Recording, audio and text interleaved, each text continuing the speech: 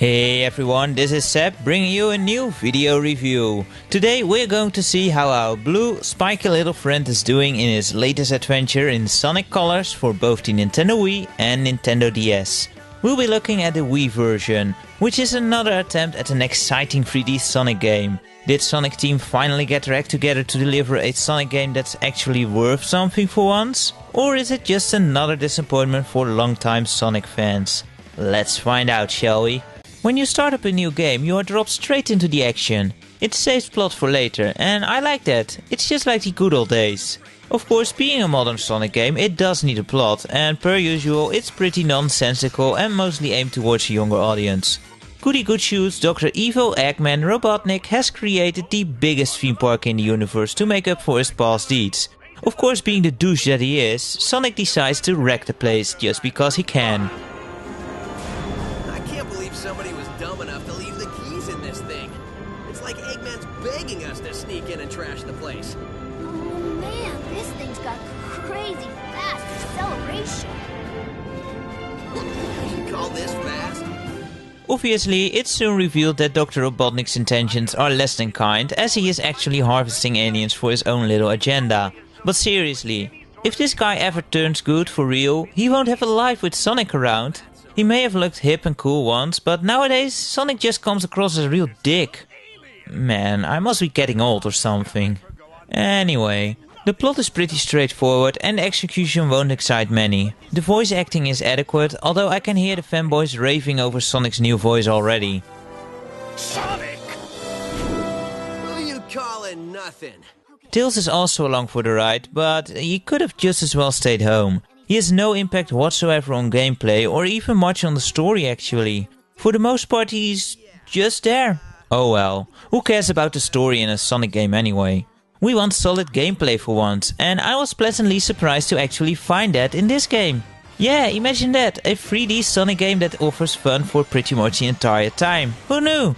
All the basic concepts are here, like springs, the homing attack, loop-the-loops, and of course a good dose of speed. You can choose to use the Wiimote with the nunchuck, GameCube controller or the classic controller. I've only tried the Wiimote option simply because that worked well enough for me. Controls feel solid and for the most part you really feel in control. Many of the levels do feature parts where you're just watching Sonic run along though, which can sometimes drag on a bit long. But when you're in control, you're in for some solid platforming. The game also transitions over nicely to different kinds of gameplay, like going from a 3D to a more traditional 2D section or a lane section, where Sonic can only run in certain lanes. Thanks to helpful symbols on the screen, you always know in what kind of mode Sonic is in at the moment. I am really happy to see that the game only features levels in which Sonic can do his thing, for which we know him for. There are no boring hub distractions and no stupid werehog levels to break up the fun here. There are some new elements of course. The biggest addition are the aliens, the Wisps. As Sonic frees them, he can temporarily merge with them, which offers him different powers to play with, which are all activated with a quick waggle of the Wiimote.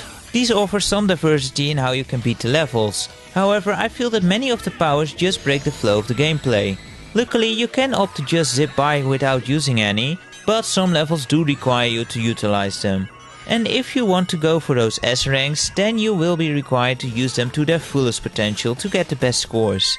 Getting all the S ranks can be a real chore, although it doesn't offer that much apart from bragging rights. The challenge in the levels is all over the place and pretty poorly paced. Some levels can take a good while to beat and can feel like a chore to go through, while others are ridiculously short in comparison to a point where they just feel like filler to highlight a certain aspect of a world. Especially the long levels tend to have a few spots where the difficulty really spikes upwards, which can be pretty annoying. Bouncy trampoline thingies? I'm looking at you too. Some parts of the levels will also be repeated in a slightly altered fashion in other levels. It does offer different ways to play through the same bits, but you can't help but think that you've been there before. Unfortunately, there's also not much diversity in enemies and how you deal with them. Even the same bosses repeat, with which I was pretty disappointed. The ones that are there are pretty cool though. There are a total of 6 worlds, each consisting of 5 acts and a boss fight. There's also a final act and boss fight, but altogether the adventure is pretty short-lived, and left me wanting more. There is some replay value though. There is a challenge mode where you can go for the highest score, although there are no online leaderboards, which seems a bit odd. And there is the Sonic Simulator. It's like Sonic VR missions and you can take these on with a buddy, which is pretty cool. To unlock later stages though, you'll need to find enough red coins in the main game. It's a nice extra, that's for sure, but you'll have to really work for it to enjoy it to its fullest potential, which at the end does unlock Super Sonic as a prize. The whole game looks great and runs smoothly. The different worlds have distinct characteristics and all look bright and colorful. The camera also does a good job of keeping up with the action, although sometimes it does zoom out quite far, which can make things a bit harder to see. The music is for the most part fitting and you'll catch a catchy tune now and then. When using the boost power or while underwater, the music also gets some fitting effects which give the music a dynamic sound, which is pretty neat. I really do hope Sega does away with those horrible title songs though. Oh well, you can skip it at least. All in all, I'm very impressed with Sonic Colors. In fact, I find it more worthwhile than Sonic 4. So if you're going to buy one Sonic game this year, this might be a very good option indeed. Especially those who enjoyed the Sonic levels in Sonic Unleashed, you'll probably really enjoy this game too. If you prefer Sonic in a strictly 2D fashion, then go for the DS version instead. Well guys, that's it for me. I hope you enjoyed this review and please share your thoughts as usual. Until next time, take care.